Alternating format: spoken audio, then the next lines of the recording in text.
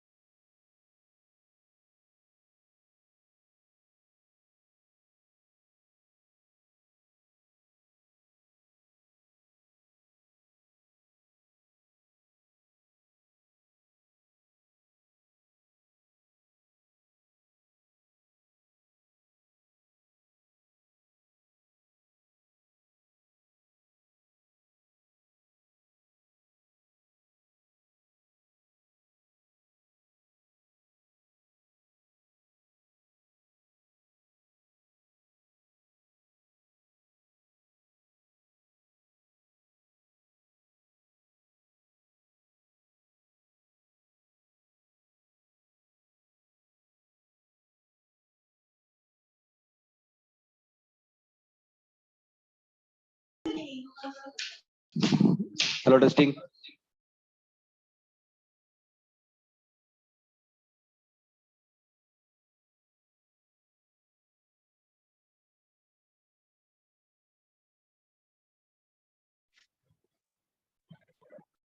அனைவருக்கும் வணக்கம்.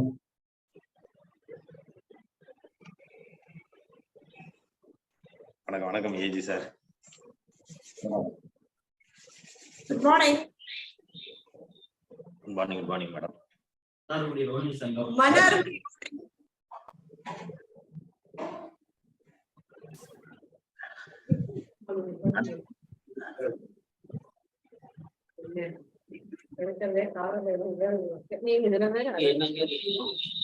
நீங்களா?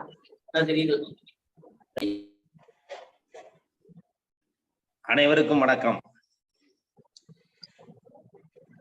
எல்லாம் வல்ல இறைவனின் திருவருளால் ரோட்டரி மாவட்டம் 2981 மாவட்ட ஆளுநர் ரோட்டரியன் வி செல்வநாதன் அவர்களின் சீரிய தலைமையில் rotary club of Karaikal friends city வழங்கும் காலை சக்கரம் மனிதனின் இயற்கை வாழ்வியல் முறை உன் உடல் உன் உடல் இந்த திட்டத்தை சிறப்பாக நடத்தி கொண்டிருக்கும் Rotary club of Karaikal friends சிட்டியின் உதவி ஆளுநர் ரோட்டரியன் ரவி அவர்களுக்கும், தலைவர் ரோட்டரியன் குணபாலன் அவர்களுக்கும், செயலாளர் ரோட்டரியன் ராஜ்குமார் அவர்களுக்கும் மற்றும் இன்று நம்முடன் இணைந்து பணியாற்ற காத்துக் கொண்டிருக்கும் ரோட்டரி கிளப் ஆஃப் மன்னார்குடி சங்கத்தின் உதவி ஆளுநர் ரோட்டேரியன் ஜெயக்குமார் அவர்களுக்கும், தலைவர் ரோட்டேரியன் மீனாட்சி அவர்களுக்கும், செயலாளர் ரோட்டேரியன் மரியா சைரிஸ் ஸ்டைன்ஸ் அவர்களுக்கும் மற்றும் அனைத்து சங்க உறுப்பினர்களுக்கும் இந்த காலை வேளையிலே வாழ்த்துக்களையும் வரவேற்புகளையும் தெரிவித்துக் கொண்டு மற்றும் இன்று நமக்கு சிறப்பானதொரு ஆசன பயிற்சிகளையும் நல்ல ஒரு விளக்கங்களையும் அளிக்க காத்துக் கொண்டிருக்கும் ஆசான் கண்ணப்பன் ஐயா அவர்களுக்கும், பூங்குடி கண்ணப்பனம்மா அவர்களுக்கும், நிகழ்ச்சி தொகுப்பாளர் ரமேஷ் மோகன் அவர்களுக்கும் இந்த நிகழ்ச்சியிலே தொடர்ந்து பயணித்துக் கொண்டு நல்லதொரு சிறப்பான நிகழ்வாக மாற்றி அமைத்துக் கொண்டிருக்கும் அனைத்து நல் உள்ளங்களுக்கும்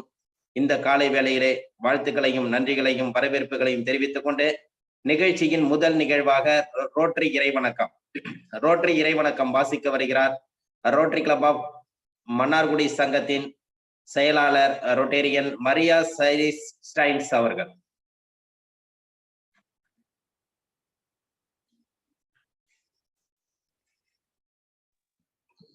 அனைவருக்கும் வணக்கம். ரோட்டரி இறைவணக்கம். எல்லாம் வல்ல இறைவனே, மானுடத்தின் தந்தையே, ரோட்டரி நிறுவனின் எண்ணத்தில் உயர் கோட்பாடுகளை வேறொன்ற செய்த எங்கள் நன்றி. மனித மனங்களில் அமைதி மற்றும் நல் எண்ணங்களை உருவாக்கவும், சாதி மத இன நிற வேறுபாடுகளை நீக்கி குற்றங்களை தடுக்கவும், சமூகத்தின் பொருளாதார ஏற்றத்தாழ்வுகளை நீக்கவும், மனித நேயம் மற்றும் உழைப்பின் இறையாண்மையை உணரச் செய்யவும் ரோட்டரி சங்க கோட்பாடுகளை எங்கள் மனதில் வேறொன்ற செய்து அதற்காக அயராது பாடுபடவும், எங்கள் சேவையால் மனிதர்களும் குடும்பங்களும் தேசங்களும் இறையாண்மையும் ஒன்றுபட வாழவும் அன்புரிய அருட்காலம் உங்களிடம் அடிபணிந்து வேண்டுகிறோம். நன்றி. நன்றி நன்றி சார். ரோட்டரி வணக்கம் வாசித்த ரோட்டரி கிளப் ஆஃப் மன்னார்குடி சங்கத்தின் செயலாளர் மரியா சைரிஸ் ஸ்டைன்ஸ் அவர்களுக்கு நன்றியை தெரிவித்துக் கொள்கிறோம். அடுத்த நிகழ்வாக இறைவேண்டுதல் அளிக்க வருகிறார் பூங்குடி கண்ணப்பன் அவர்கள்.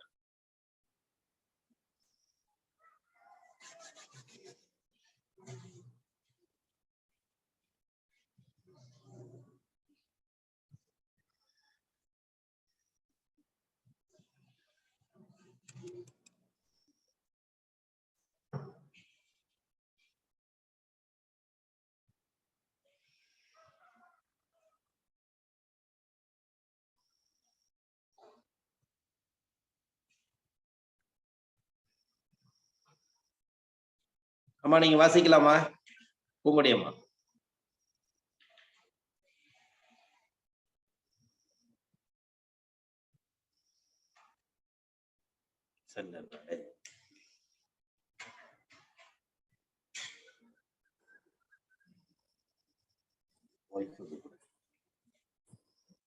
பூங்குடி அம்மா நீங்க வாசிக்கலாம். இறைவேண்டுதல் வாசிங்க.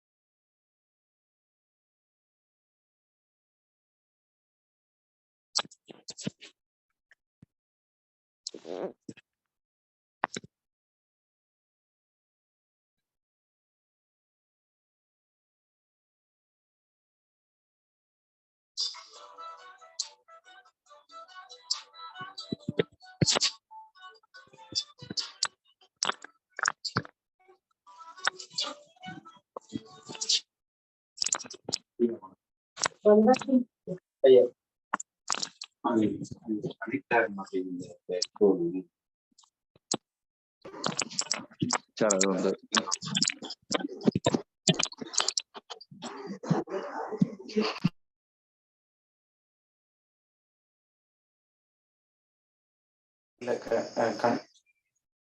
ஓகே நேரம் பேசு.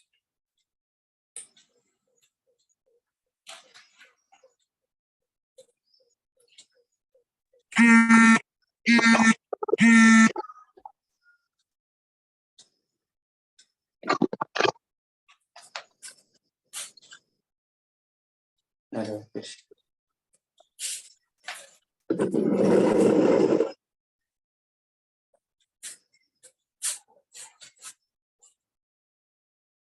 ஐயா கேக்குதுங்களா? ஐயா பேசுறது கேக்குது. கேக்குது மேடம், பேசுங்க. பேசுங்க. அனைவருக்கும் காலை வணக்கம். இறை வேண்டுதல். எல்லையற்ற பரம்பொருளே, இப்பயிற்சியின் மூலம் உடல் உள்ளம் நலம் பெற அருள் புரிவாயாக.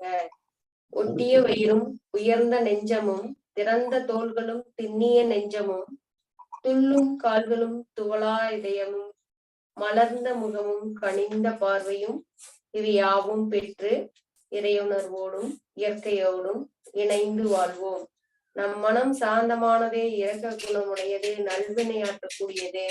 இந்நல்வழியில் தொடர்ந்து இறையுணர்வோடும் இயற்கையோடும் நாம் அனைவரும் தொடர்ந்து பயணிப்போம். நன்றி. நன்றி ஐயா. வாழ்க வளமுடன்.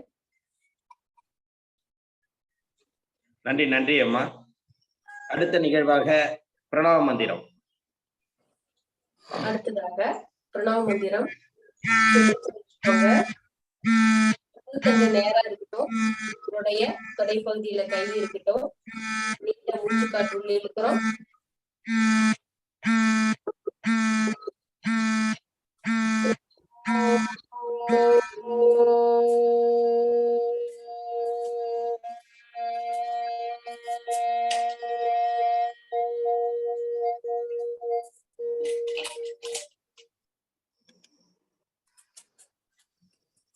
மீண்டும் ஒரு ஆழமான மூச்சு.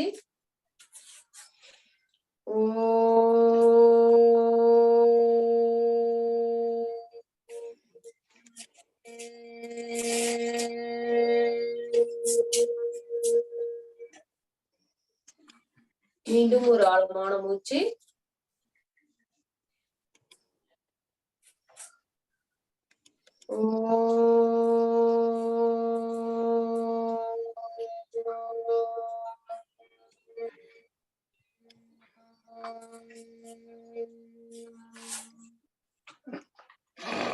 ஒரு ஆழமான மூச்சு.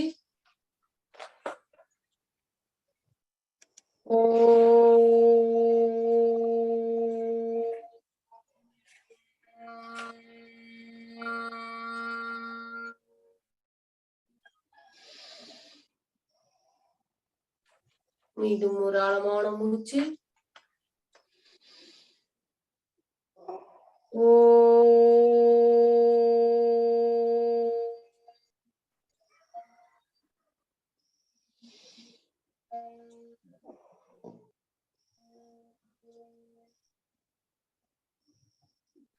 ஓய்வு. கைகளை நன்றாக உரசி கண்கள் மேல் வைத்து மெல்ல திறக்கலாம்.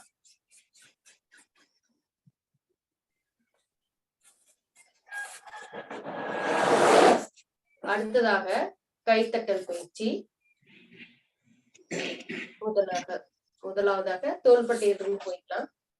1 2 3 4 5 6 7 8 9 10 அடுத்ததாக அக்குள் பகுதி 1 2 3 4 5 6 7 8 9 10. அடுத்த தோள்பட்டை 1 2 3 4 5 6 7 8 9 10. அடுத்த பகுதி 1 2 3 4 5 6 7 8 9 10.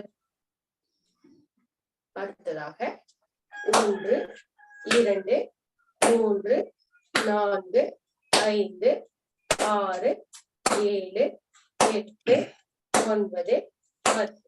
அடுத்ததாக 1 2 3 4 5 6 7 8 9 10. அடுத்ததாக 1 2 3 4 5 6 7 8 9 10. அடுத்ததாக 1 2 3 4 5 6 7 8 9 10. அடுத்ததாக 1 2 3 4 5 6 7 8 9 10. அடுத்ததாக 1 2 3 4 5 6 7 8 9 10.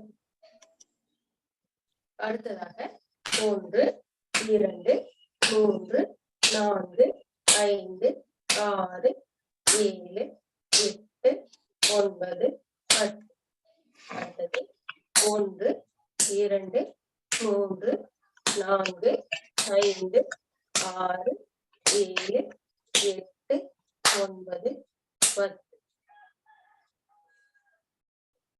அடுத்ததாக 1 2 3 4 5 6 7 8 9 10. அடுத்த கை 1 2 3 4 5 6 7 8 9 10. அடுத்ததாக 1 2 3 4 5 6 7 8 9 10. அடுத்த கை 1 2 3 4 5 6 7 8 9 10. அடுத்ததாக 1 2 3 4 5 6 7 8 9 10. அடுத்ததாக 1 2 3 4 5 6 7 8 9 10. அடுத்ததாக 1 2 3 4 5 6 7 8 9 10. அடுத்ததாக 1 2 3 4 5 6 7 8 9 10. அடுத்ததாக 1 2 3 4 5 6 7 8 9 10. ஓய்வு. ஒரு ஆழமான மூச்சு. மெதுவாக உள்ளிழுத்து மெதுவாக வெளியேற்ற முடியுங்க.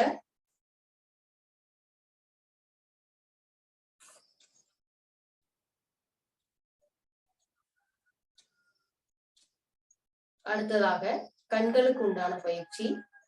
வலது இடது மேலும் கீழும், வலது இடது வலது இடது வலது இடது வலது இடது வலது இடது. அடுத்ததாக மேல் கீழ் மேல் கீழ் மேல் கீழ் மேல் கீழ் மேல் கீழ். மெல்ல கண்களை மூடிக்கலாம். கண்களில் ஏற்பட்ட மாற்றத்தையே கவனிங்க. ஒரு ஆழமான மூச்சு மெதுவாக உள்ளிழுத்து மெதுவாக வெளியேற்றம் பண்ணுங்க.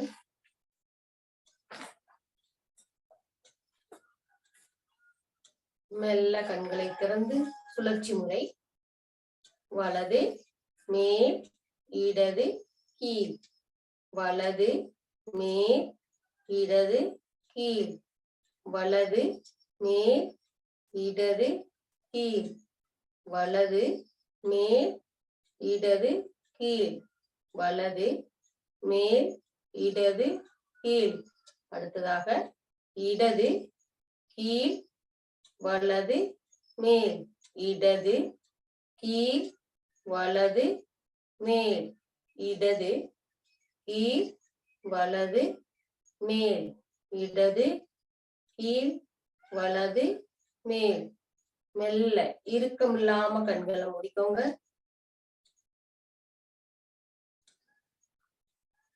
கண்களில் ஏற்பட்ட மாற்றத்தையே கவனிக்கிறோம்.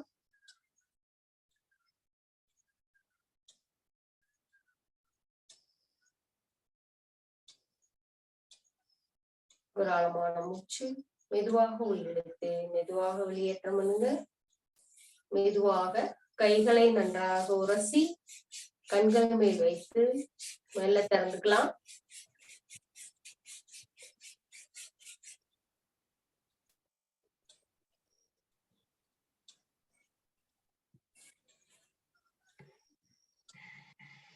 நன்றி ஐயா, வாழ்க வளமுடன். நன்றி நன்றி அம்மா.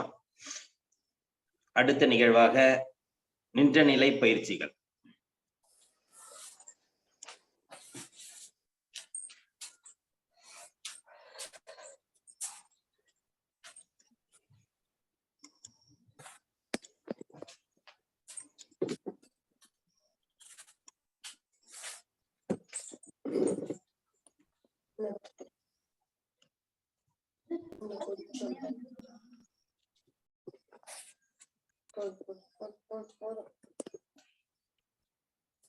கீழே தெரியல.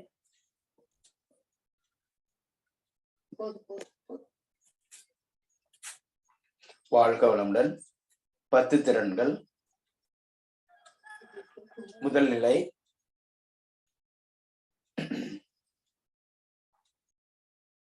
இரண்டாவது நிலை, மூன்றாவது நிலை, 4, 5. கழுத்து மேல இருக்கட்டும். அப்படியே 10 வினாடிகள் உள்ளோம். 1, 2, 3, 4, 5, 6, 7, 8, 9. ஓய்வு. அடுத்த கால் கழுத்து மேல இருக்கட்டும். 1, 2, 3, 4, 5, 6, 7, 8, 9. ஓய்வு. அப்படியே மெல்ல மேல வர்றோம். ஒரு ஆழ்ந்த மூச்சு.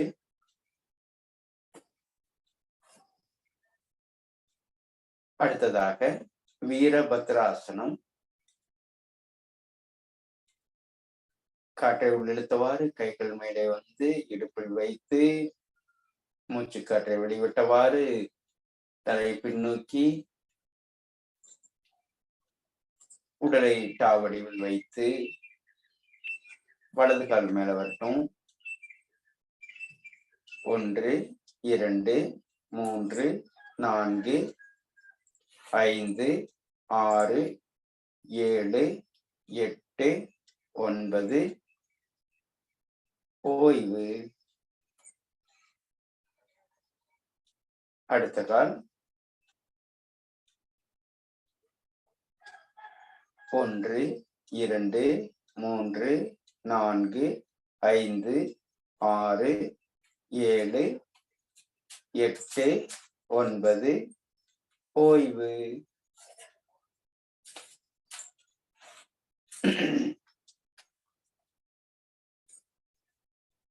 அடுத்து திரிகோணாசனம்.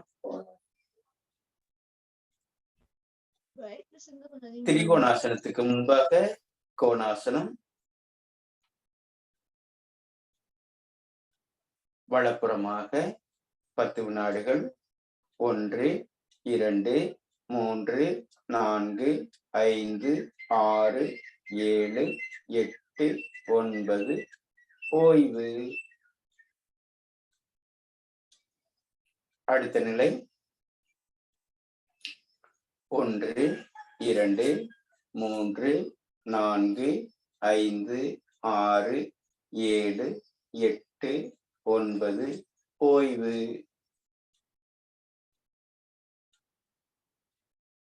ஒரு ஆழ்ந்த மூச்சு.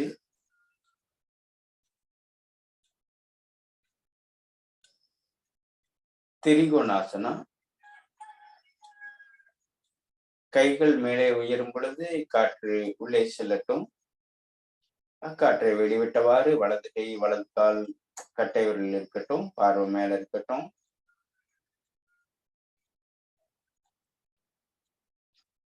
பத்து வினாடிகள் இருந்த பிறகு அப்படியே மெல்ல மேல வந்துடுறோம். அக்காற்றை வெளிவிட்டவாறு கைகள் இடுப்புக்கு போயிடட்டும். மீண்டும் மூச்சு காற்றை உள்ளிழுத்து எதிர் திசையில் பார்வை மேல இருக்கட்டும்.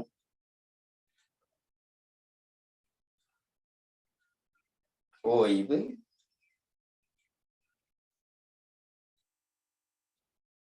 அடுத்து பூரண திரிகோணாசனம்.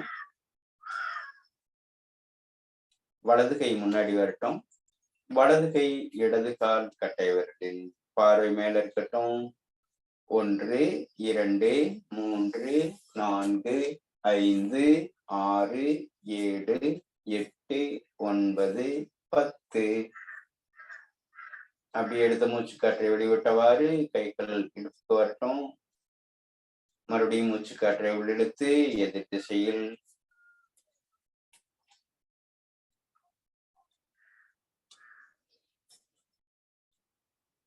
ஓய்வு.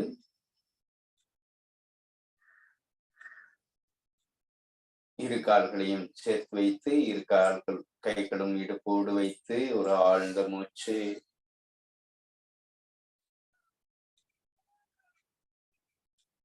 அடுத்ததாக பாதகஸ்த ஆசனம்.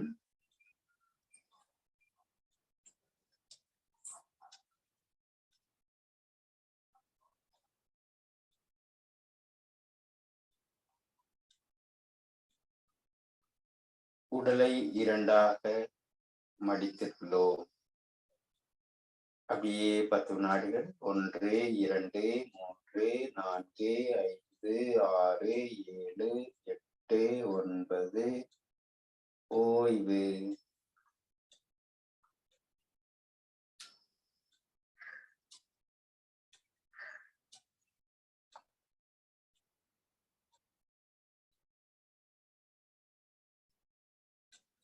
நின்ற நிலையில் உடலை இலக்கமாக தளர்வாக வைத்து நிதானமான நீண்ட மூச்சு.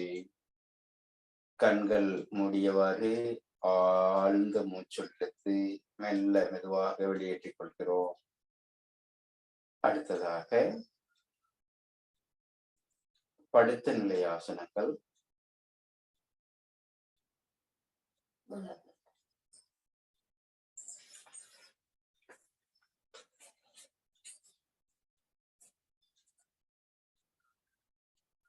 ஹெட்போன் எடுத்து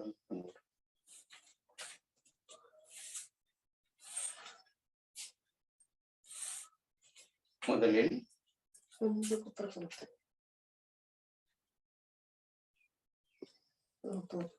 உருளாசனம். அனைவரும் எளிமையாக செய்யக்கூடிய ஆசனங்களில் உருளாசனம் முக்கிய ஆசனம்.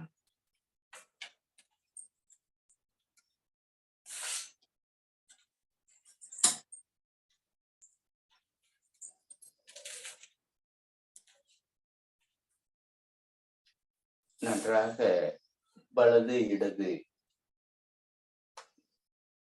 புரண்டு கைகளை பக்கவாட்டில் வைத்து சைடில் வைத்து உள்ளங்கைகள் வானத்தை நோக்கி வைத்து ஆழ்ந்த மூச்சு.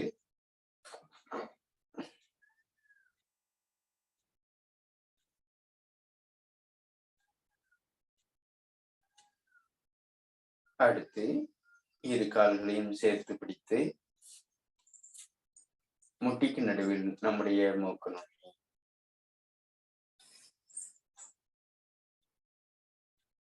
அப்படியே 10 வினாடிகள் வைத்துள்ளோம். அப்படியே மெல்ல வலப்புறம் இடப்புறமாக உடலை சாய்க்கிறோம். பக்கவாட்டில்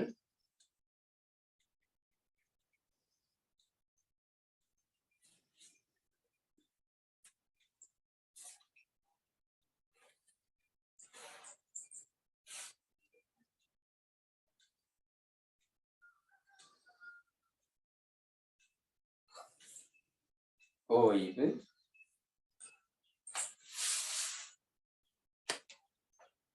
ஒரு ஆழ்ந்த மூச்சு. அடுத்து உத்தான பாதாசனா. இரு கால்களும் ஓரடி உயரட்டும்.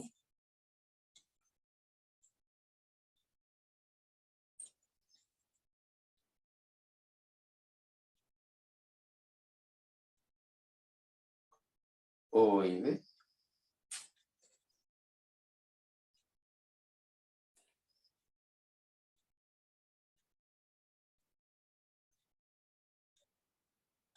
அடுத்ததாக கவிழ்ந்து படுத்த நிலை ஆசனம், குப்புறப்படுத்த நிலை ஆசனங்கள்.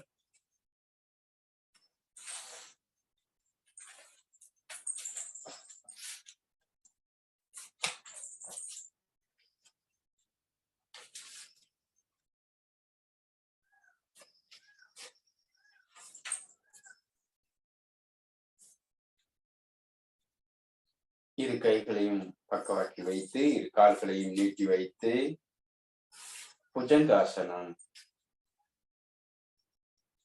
1 2 3 4 5 6 7 8 9. ஓய்வு.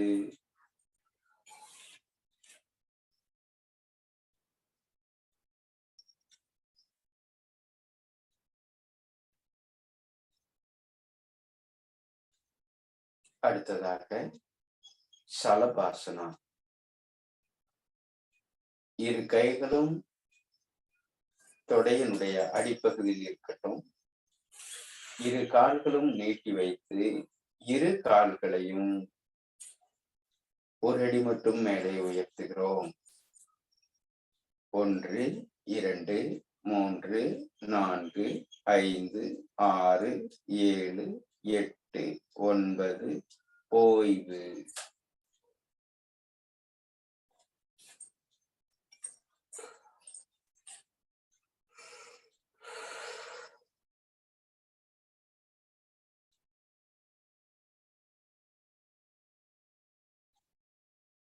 முதலை ஆசனத்தில் ஆழ்ந்த மூச்சு. குதிகால்கள் தரையில் இருக்குமாறு அமைத்து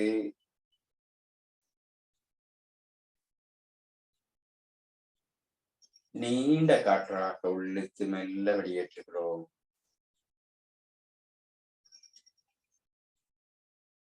அடுத்து முயலாசனம்.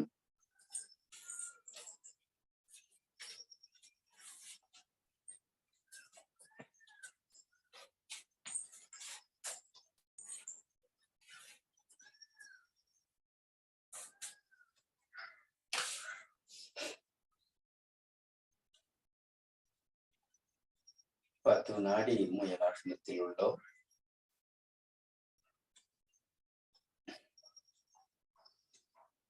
அப்படியே காற்றை உள்ளிழுத்தவாறு கைகள் மேலே உயரட்டும்.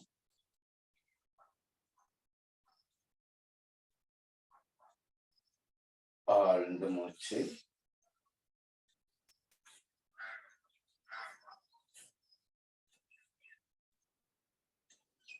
அப்படியே கண்களை மூடி மூச்சு காற்றையே கவனிங்க. நிதானமான நீண்ட மூச்சு உள்ளே சென்று மெல்ல மெதுவாக வெளியேறட்டும். வாழ்க வளமுடன்.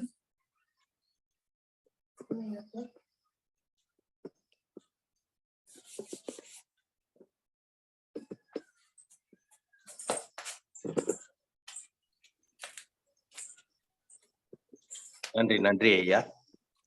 அடுத்த நிகழ்வாக கிரியா பயிற்சி மற்றும் சுவாசத்தை கவனித்தல்.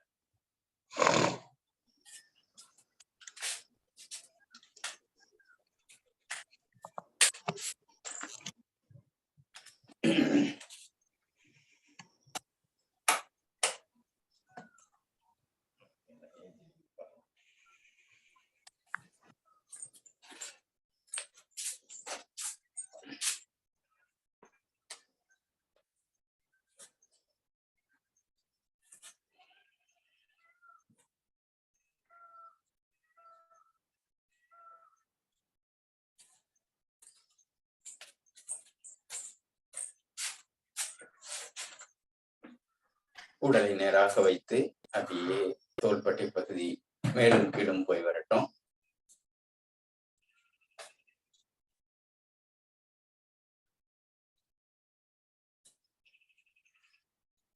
அடுத்து எதிர் திசையில்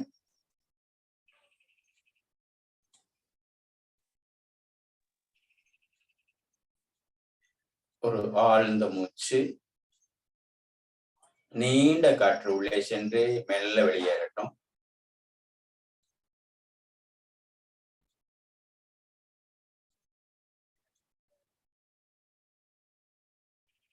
அடுத்ததாக சிம்முத்திரை வைத்து இந்த ஆள்காட்டி விரலும் கட்டை விரலும் இணைந்திருக்கட்டும். நகத்தில் படாமல் வைத்து முதுகு தண்டை நேராக வைத்து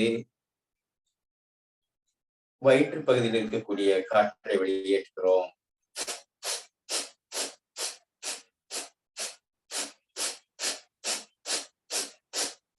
நல்ல வயிற்று பகுதி இயங்கிட்டுங்க. நல்லா செய்யுங்க, இன்னும் நல்லா செய்யுங்க, நல்லா செய்யுங்க. ஆழ்ந்த மூச்சு, நன்றாக ஆழமாக உள்ளிழுத்து மெல்ல மெதுவாக வெளியேற்றுகிறோம்.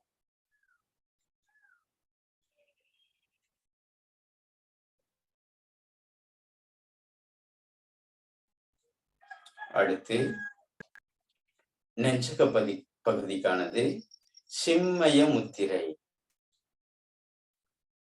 நல்ல உள்ளிழுத்துடைய ஏற்றுறோம்.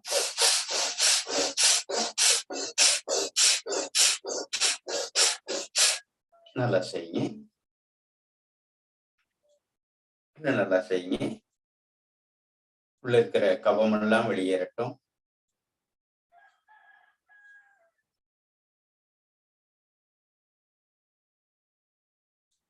ஒரு ஆழ்ந்த மூச்சு, நிதானமாக நீண்ட காற்று உள்ளே சென்று மெல்ல மெதுவாக வெளியேறட்டும்.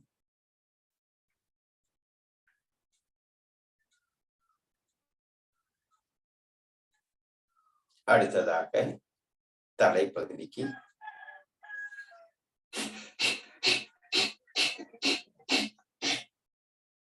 இன்னும் நல்லா செய்யுங்க. முகத்தில் இருக்கக்கூடிய தொந்தரவுகள் அனைத்தும், தலைப்பகுதியில் இருக்கக்கூடிய அனைத்தும் வெளியேறிவிடும்.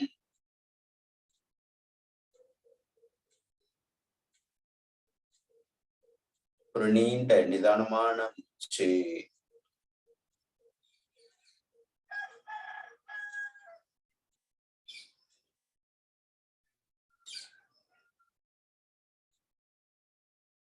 அடுத்ததாக இரு கைகளையும் தோள்பட்டையில் வைத்து கைகள் உயரும் பொழுது காற்று உள்ளே செல்லட்டும். 1 2 1 2 1 2 1 2 1 2 1 2 1 2 1 2 ஓய்வு. உடல் நேராக தளர்வாக இலக்கமாக வைத்து நிதானமான நீண்ட மூச்சு.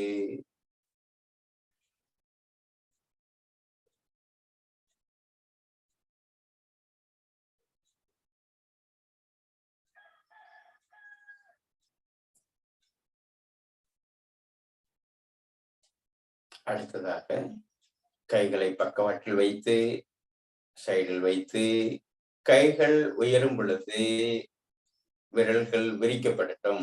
1. கைகள் உயரும் பொழுது இந்த விரல்கள் விரிக்கப்படட்டுங்க. நல்லா உள்ள இழுக்கிறோம். 2 கட்டை விரலை மடிச்சு கீழே கொண்டு வரணும். 1 காற்று உள்ள இழுக்கிறோம். 2 1 2 1 2 1 2 1 2 1 2 1 2 1 2 1 2. ஓய்வு. ஆழ்ந்த மூச்சு. நிதானமாக நீண்ட காற்று உள்ளே சென்று மெல்ல வெளியேறுகிறது.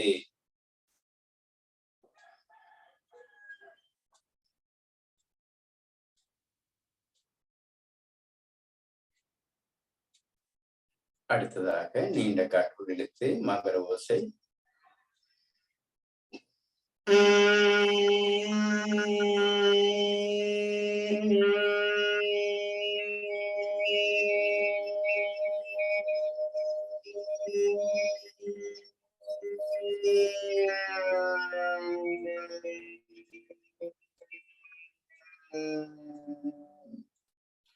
மீண்டும் ஒரு முறை.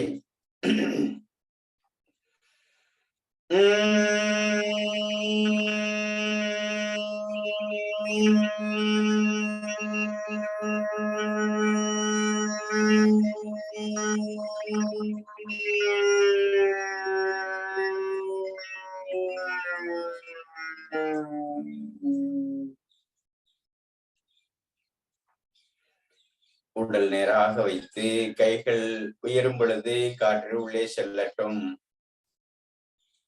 ஆழ்ந்து மூச்சு இழுத்து அக்காற்றை வெளிவிட்டவாறு கைகள் கீழே வரட்டும். காற்று வெளியேறுகிறது, கைகள் கீழே வருகிறது. காற்றை உள்ளிழுத்து கைகள் உயர்கிறது. நன்றாக காற்றை உள்ளிழுக்கிறோம். காற்றை வெளிவிட்டவாறு கைகள் கீழ் நோக்கி வரட்டும்.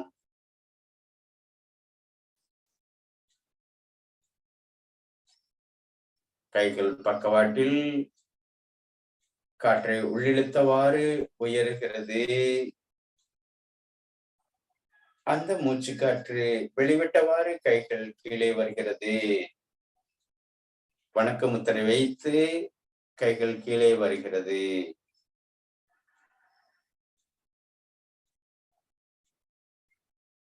நீண்ட மூச்சு.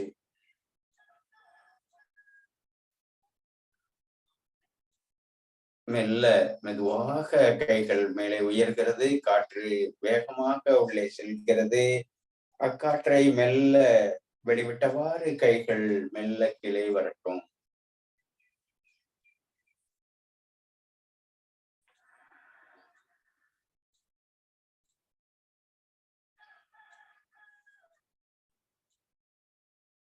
அப்படியே முன்புறமாக நீட்டி கைகள் விரிக்கும் பொழுது காற்று உள்ளே செல்லட்டும்.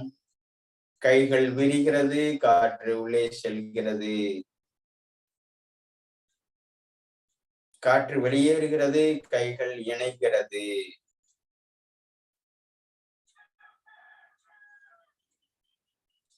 ஒரு 10 முறை செய்யுங்க. நல்ல காற்றை உள்ளெடுத்துட்டோம். அந்த காற்று வெளியேறட்டும்.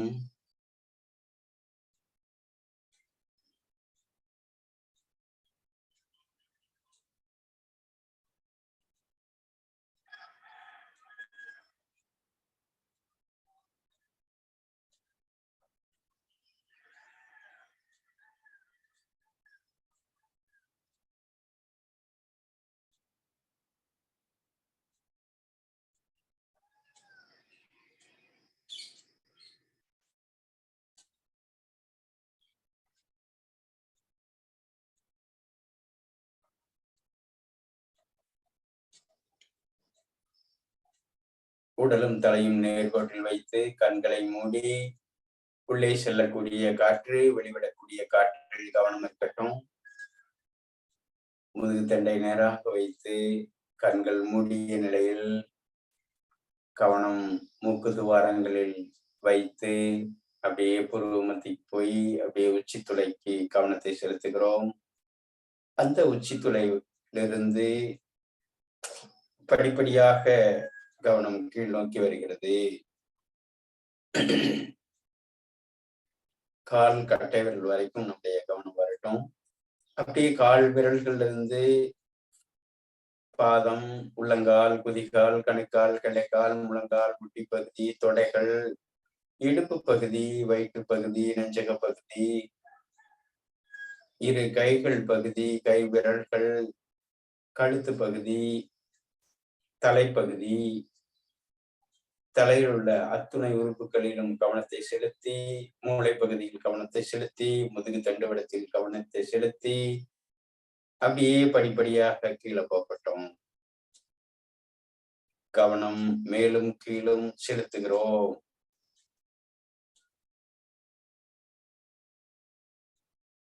நம்முடைய கவனம் எங்கெல்லாம் போகிறதோ அங்கெல்லாம் உயிர்ப்பாற்றல் கூடும். இரண்டாவது விஷயம், அங்கு என்னவெல்லாம் நடக்கிறதோ அது மாறிக்கொண்டே இருக்கும்.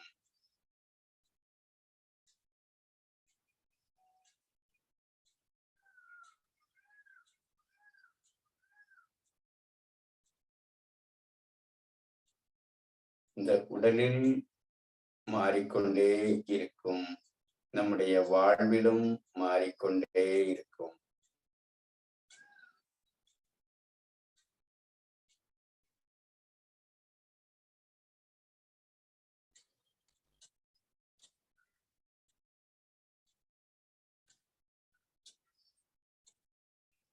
உடல் ஆடாமல் அசையாமல் வைத்து கவனத்தை உடலின் மேல் செலுத்தி சுவாசத்தோடு பயணிக்கிறோம்.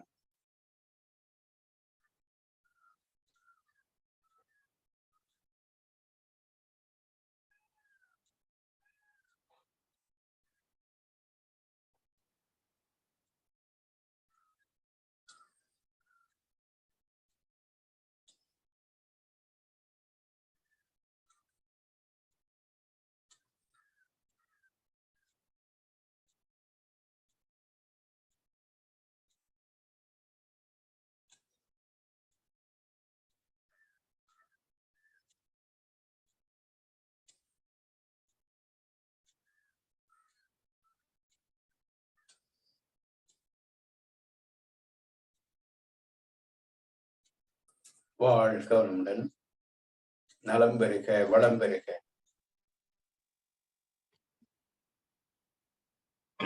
நன்றி நன்றி ஐயா. அடுத்த நிகழ்வாக ஹீலர் பாஸ்கர் ஐயாவின் தினம் ஒரு சிந்தனை ஆடியோ மூலம் கேட்க இருக்கிறோம்.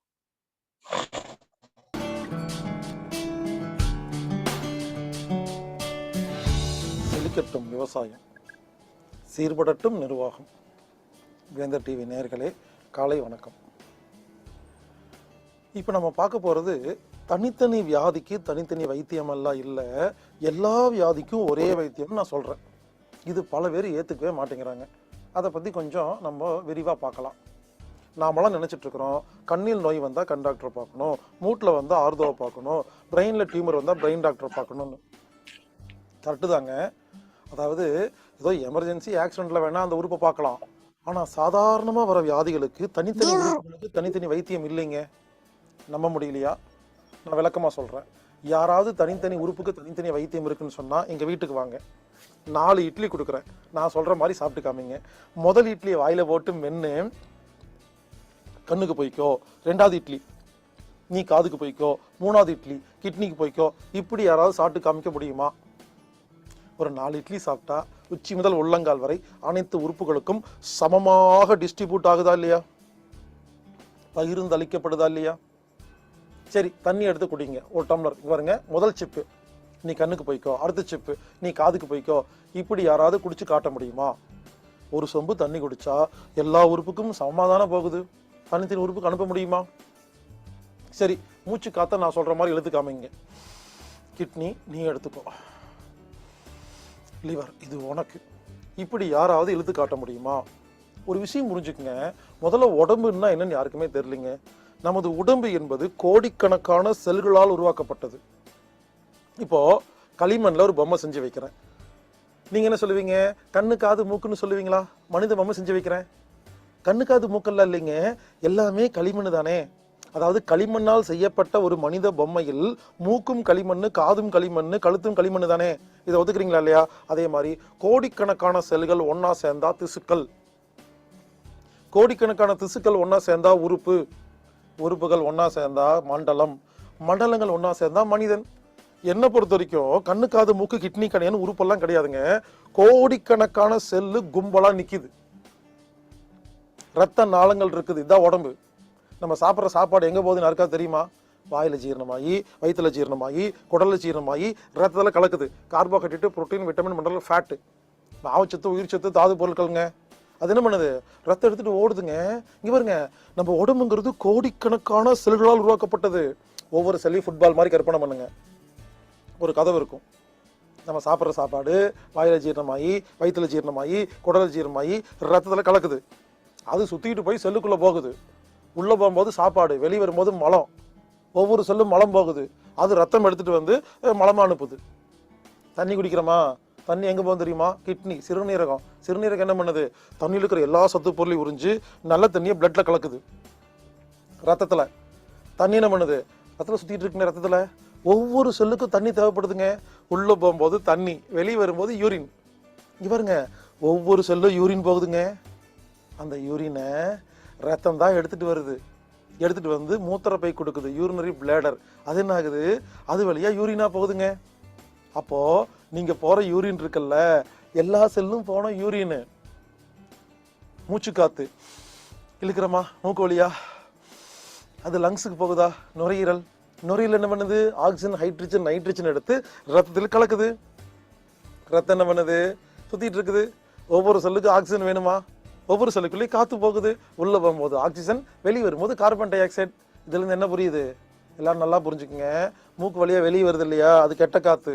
உள்ள போகும்போது நல்ல காத்து. தண்ணி குடிச்சா நல்லது, யூரின் போனா கெட்டது, சாப்பிட்டா நல்லது, மலம் போனா கெட்டது. இதுல இருந்து என்ன புரியுது? சாப்பாடு, தண்ணி, மூச்சு காத்து ரத்தத்தில் தான் கலக்குது, உறுப்புகளுக்கு நேரடியாக செல்வதில்லை. மறுபடியும் சொல்றேன் கேளுங்க. சாப்பிட்டா, தண்ணி குடிச்சா, மூச்சு காத்து இழுத்தா அதில் உள்ள சத்து பொருள்கள் ரத்தத்தில் கலக்கிறது. ரத்தம் தான் ரோடு. இது எடுத்துட்டு சுத்திட்டு எல்லா உறுப்புக்கும் சமமா கொடுத்துட்டு இருக்கு. அப்ப எல்லா உறுப்புகளும் உள்ள செல்கள்,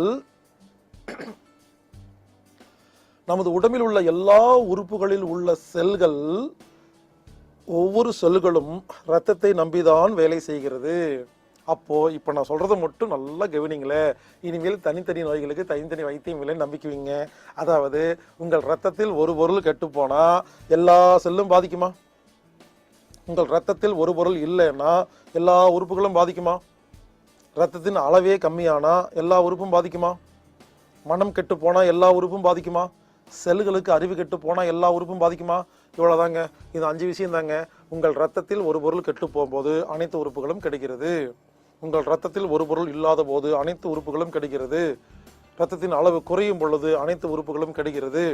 மனம் கெட்டு போகும் பொழுது அடுத்த உறுப்பும் கிடைக்கிறது, எல்லா உறுப்பும் கிடைக்கிறது. அடுத்தது செல்களுக்கு அறிவு கெட்டு போகும்போது எல்லா உறுப்பும் கிடைக்கிறது. அப்போ இந்த 5ஐ நாம சரி பண்ணா உச்சி முதல் உள்ளங்கால் வரை அனைத்து உறுப்புகளும் தன்னை தானே குணப்படுத்தும். நான் சொல்றது புரியலையா? புரியுற மாதிரி சிம்பிளா லோக்கல் லாங்குவேஜ்ல சொல்றேன். மூட்டு வலிக்கு ஹாஸ்பிட்டல் போறீங்க, டாக்டர் கையில ஊசி போடுறாரு. என்னைக்காவது யாராவது யோசிச்சிருக்கீங்களா? மூட்டு அங்கதானே வலிக்குது, இவர் எங்க இங்க சிகிச்சை கொடுத்துட்டு இருக்காருன்னு யாராவது யோசிச்சிருக்கீங்களா? புரியலையா? மூட்டு வலி என்பது மூட்டு சம்பந்தப்பட்ட வியாதி அல்ல. மூட்டுக்கு தேவையான, மூட்டில் உள்ள செல்களுக்கு தேவையான ஒரு தாது பொருள் கெட்டு போச்சு. அந்த தாது பொருளை கண்டுபிடிச்சு ஊசியா சரி பண்ணி அதை ரத்தத்தில், இங்க பாருங்க, சிகிச்சை கையில் இல்ல, கையில் இருக்கும் ரத்தத்தில் ஒரு பொருளை உள்ள அனுப்புறாங்க. அது சுத்திக்கிட்டு மூட்டுக்கிட்ட போகும்போது மூட்டு குணமாகுது. கெட்டு போனது ரத்தம், மூட்டு கிடையாது. சிகிச்சை மூட்டு கொடுக்க கூடாது, பிளட்டுக்கு தான் கொடுக்கணும். சின்ன வயசுலிங்க எனக்கு கண்ணு வலிங்க, எங்கள் அப்பாட்ட அழுதுங்க. சின்ன வயசில் எங்கள் அப்பா ஹாஸ்பிட்டலுக்கு கூட்டிகிட்டு போனாருங்க. டாக்டரு பின்னால் ஊசி போட்டாருங்க. அப்போ தான் யோசித்தேன், இதுதானே வலிக்குதுன்னு வந்தோம், அவர் என்ன அங்கே போய் என்னமோ பண்ணிட்டு இருக்காரு அப்படின்னு யோசித்தேன். அப்புறம் தான் புரிஞ்சுது, கெட்டு போனது கண்ணு இல்லை, கண்ணுக்கு தேவையான ஒரு தாது பொருள் கெட்டு போச்சு, இல்லாமல் போச்சு ரத்தத்தில், அதனால கண்ணு வலி வந்துருச்சு. அப்போ ஒரு ஊசியை எனது பின்பக்கத்தில் சொருகுன உடனே, அது எங்க பின்பக்கத்தில் இல்லை, பின்பக்கத்தில் இருக்கும் ரத்தத்தில் சொருகுன உடனே நரம்புல அந்த ரத்தத்தின் வழியாக ஒரு பொருள் வந்து கண்ணை குணப்படுத்துகிறது.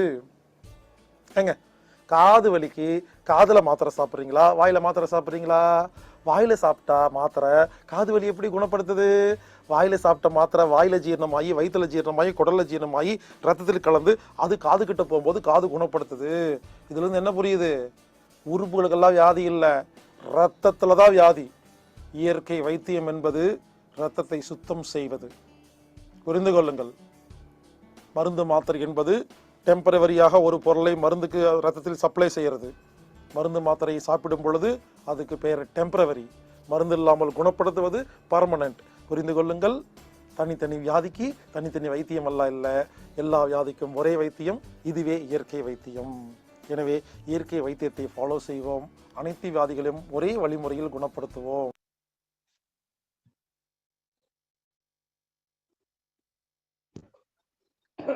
நன்றி நன்றி ஐயா. தினம் ஒரு சிந்தனையை நமக்கு வழங்கி கொண்டிருக்கும் ஹீலர் பாஸ்கர் ஐயா அவருக்கு நன்றி. தினம் ஒரு சிந்தனையாக இருந்தாலும் நமக்கு ஒரு வாழ்க்கைக்கு தேவையான ஒரு விஷயமாக இருந்து கொண்டிருக்கிறது.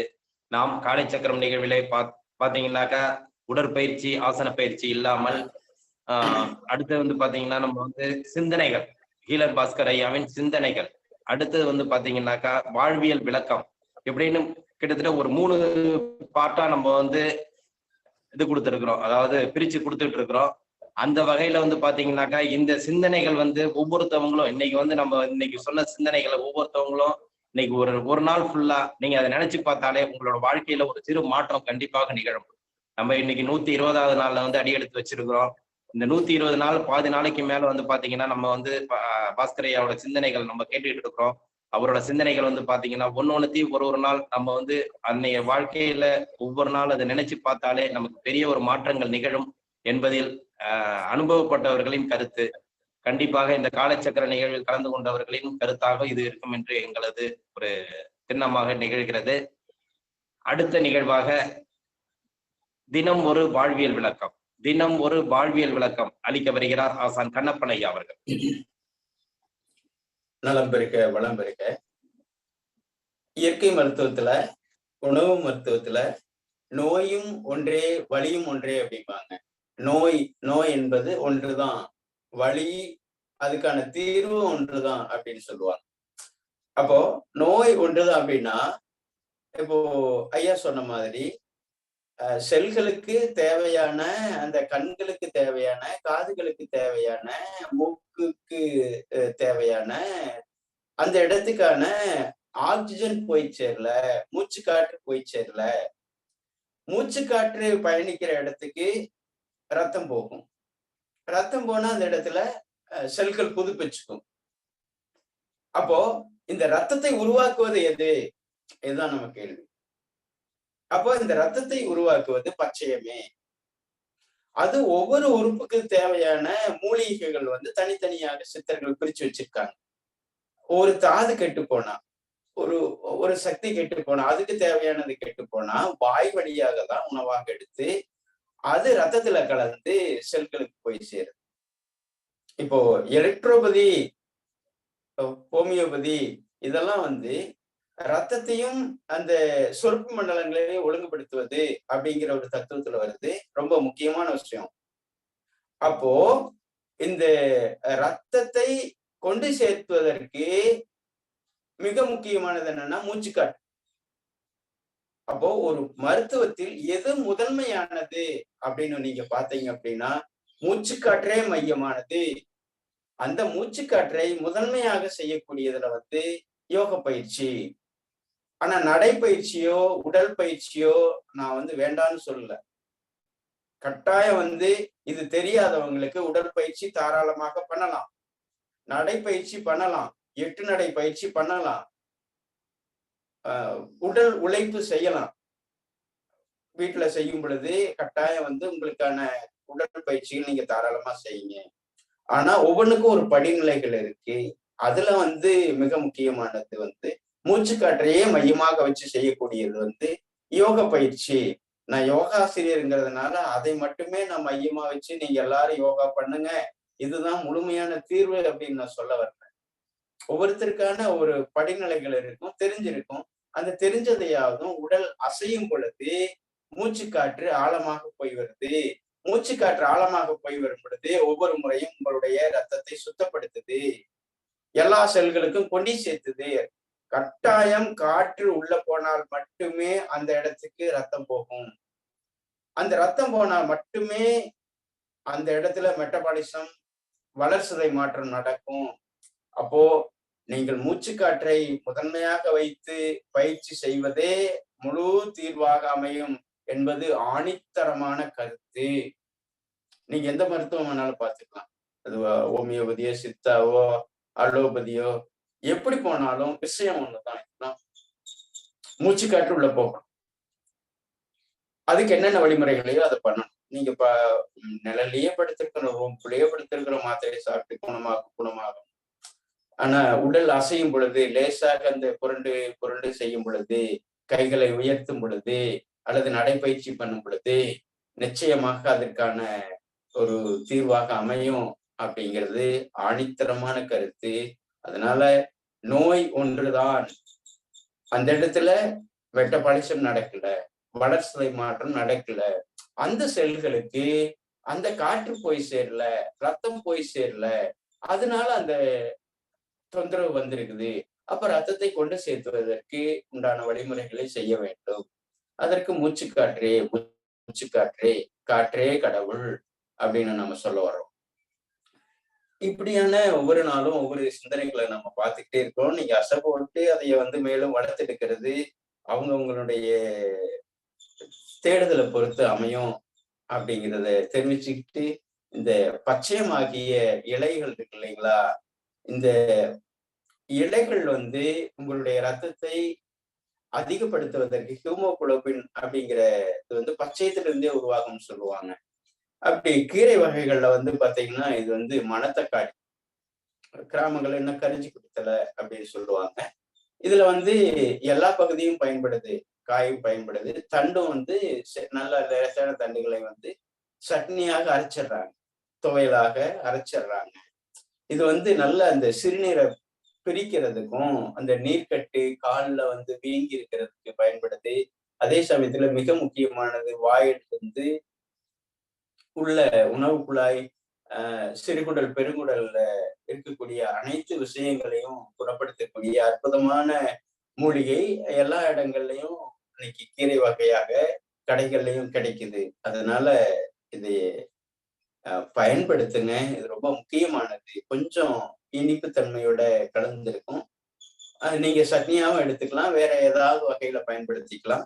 குறிப்பாக படுக்கையில இருக்கிறவங்க, நோயாளியா இருக்கிறவங்க, உடல் நல்ல பயிற்சி செய்ய முடியாதவங்க, நடைப்பயிற்சி இல்லாதவங்களுக்கு வந்து நீங்க கீரையாக கொடுப்பதை விட, சட்னியாக கொடுப்பதை விட இதை கொதிக்க வைத்து சாறாக எடுத்து அந்த கொதிக்கும் பொழுதே பூண்டு, மிளகு, சீரகம், தேவையான உப்பு போட்டு, கட்டாயம் லேசான உப்பு போடுங்க.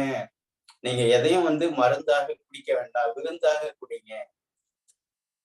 அத நல்ல சுவையோட இருக்கும் அப்படிங்கிறத தெரிவிச்சுக்கிட்டு அனைவரும் இந்த மணத்தக்காளியை வளர்த்தெடுப்போம். வாழ்க வளமுடன், நலம் பெருக, வளம் பெருக.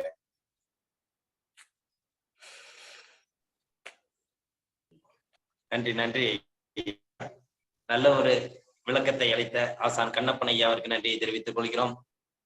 இன்று நம்மளுடன் இணைந்து பணியாற்றி கொண்டிருக்கும் ரோட்டரி கிளப் ஆஃப் மன்னார்குடி, அதாவது நேற்று வந்து நம்ம வந்து இன்னைக்கு வந்து சங்கத்துல இணைந்து நம்ம பணியாற்றணும்னு சொன்னோன்னே நல்ல ஒரு ஆக்டிவா இருந்து இன்னைக்கு வந்து பாத்தீங்கன்னா பிரசிடென்ட், செக்ரட்டரி எல்லாருமே வந்து ஒரே இடத்துல இருந்து நமக்கு ஒரு பங்களிப்பை கொடுத்துட்டு இருக்கிறாங்க. அவங்களுக்கும் ஒரு நல்ல ஒரு நன்றியை தெரிவித்துக் கொள்கிறோம். ஏன்னா ஒரு ஒருங்கிணைத்து ஒரு நிகழ்ச்சியை நடத்திட்டு இருந்தாலும் அந்த ஒருங்கிணைப்புக்கு வந்து ஈடு இடையா நமக்கும் ஈக்குவலா இருந்து நல்ல ஒரு குழந்தைத்தனமான ஒரு பயிற்சிகளோட எல்லாருமே இணைந்து இன்னைக்கு வந்து சிறப்பா செஞ்சுக்கிட்டு இருக்காங்க. அவங்களுக்கு எங்களோட வாழ்த்துக்களை தெரிவித்துக் கொள்கிறோம். மற்றும் இந்த ரோட்டரி கிளப் ஆஃப் மன்னார்குடி சங்கத்தின் உறுப்பினரும் மண்டலம் 26 உதவி ஆளுநருமான ஜெயக்குமார் அவர்கள் தொடர்ந்து நம்மளோட பயணிச்சுட்டு இருக்காங்க. இந்த நிகழ்ச்சியில வந்து தொடர்ந்து பயணிச்சுட்டு இருக்காங்க. இப்ப அவங்க ஜெயக்குமார் சார் வந்து இந்த நேரத்துல வந்து இந்த காலச்சக்கரம் நிகழ்வுல ஒரு சில வார்த்தை கூறுமாறு அன்புடன் அழைக்கின்றேன். அனைவருக்கும் இனிய காலை வணக்கம்.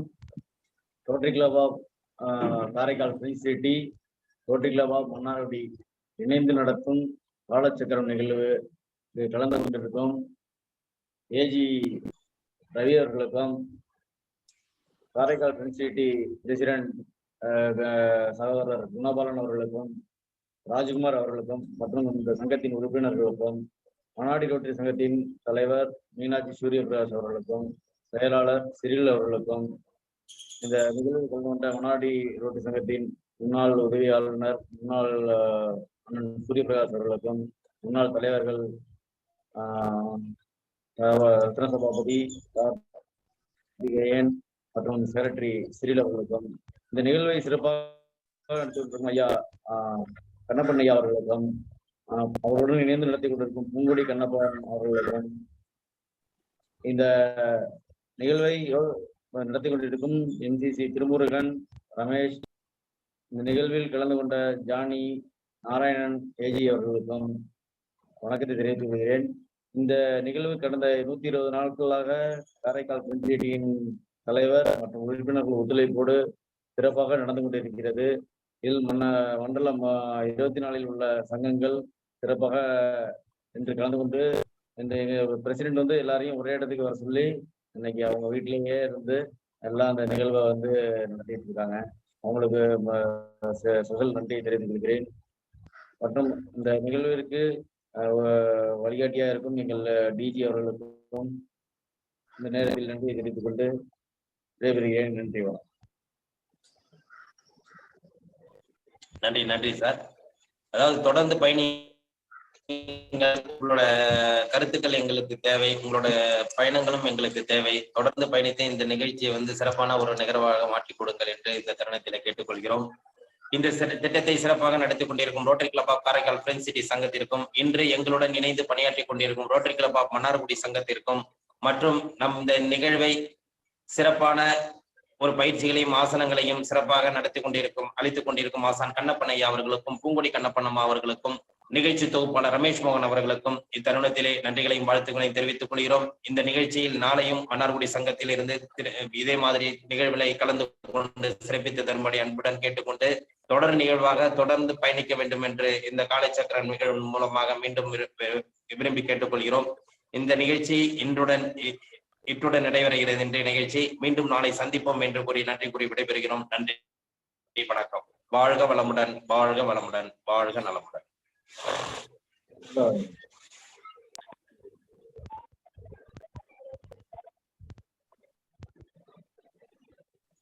நன்றிங்க ஐயா, வாழ்க வளமுடன் ஐயா.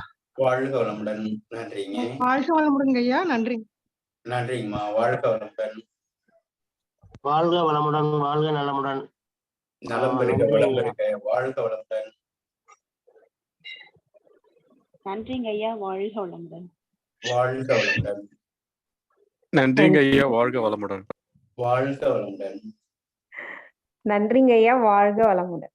வாழ்க வளமுடன். நன்றிங்க ஐயா. வாழ்க வளமுடன். வாழ்க வளமுடன். நலம் பெருக, வளம் பெருக. நன்றிங்க ஐயா. வாழ்க வளமுடன். வாழ்க வளமுடன். நன்றிங்க ஐயா. வாழ்க வளமுடன். வாழ்க வளமுடன். நன்றிங்க ஐயா. வாழ்க வளமுடன். வாழ்க வளமுடன். நன்றிங்க ஐயா. வாழ்க வையகம், வாழ்க வையகம், வாழ்க வளமுடன். வாழ்க வளமுடன். நலம் பெருக, வளம் பெருக.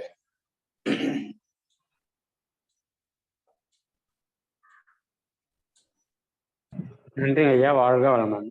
வாழ்க வளமுடன்.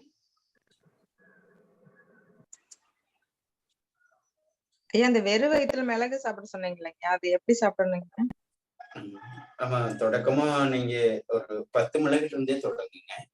ஏன்னா சரிங்க. அந்த நல்ல மழைக்கால குளிர்காலமா இருக்கிறதுனால 10 மிளகு. 10 மிளகுல இருந்து தொடங்கி ஒரு 24 மிளகு வரைக்கும் போங்க.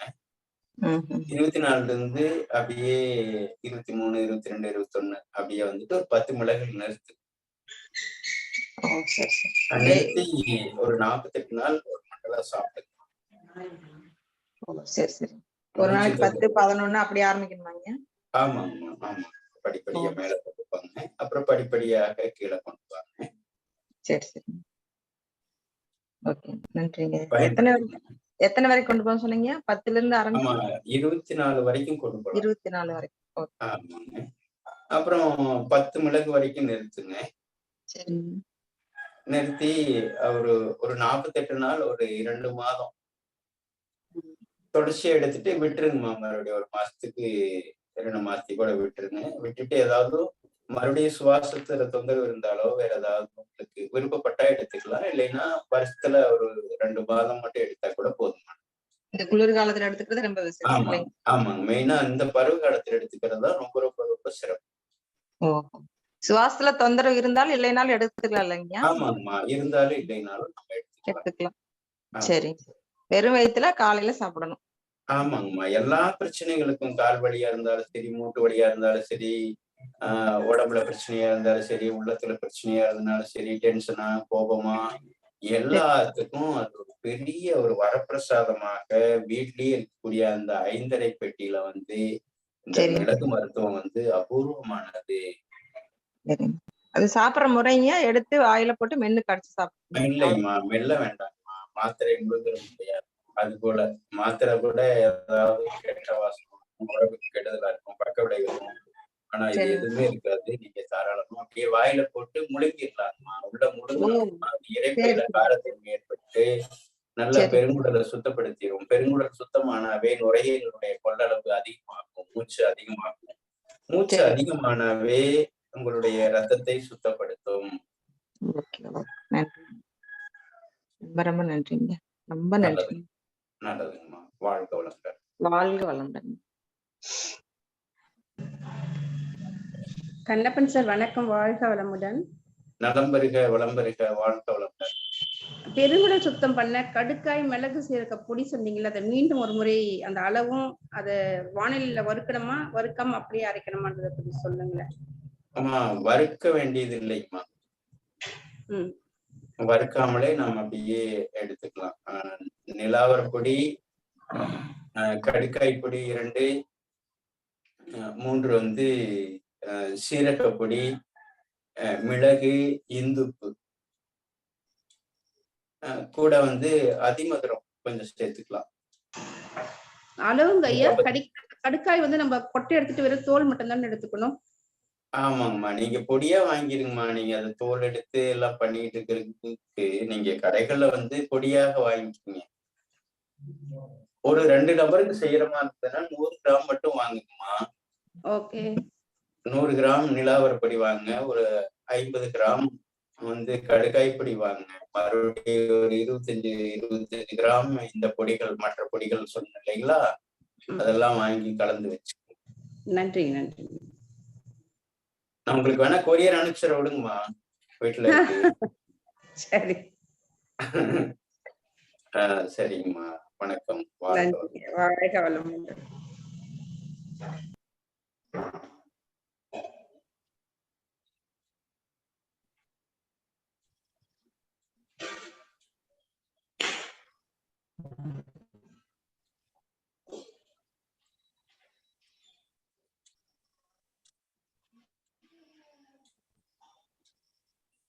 தலைவரே மீட்டிங் என் பண்ணலாமா? நீ பண்ணிக்கலாம் தலைவர்.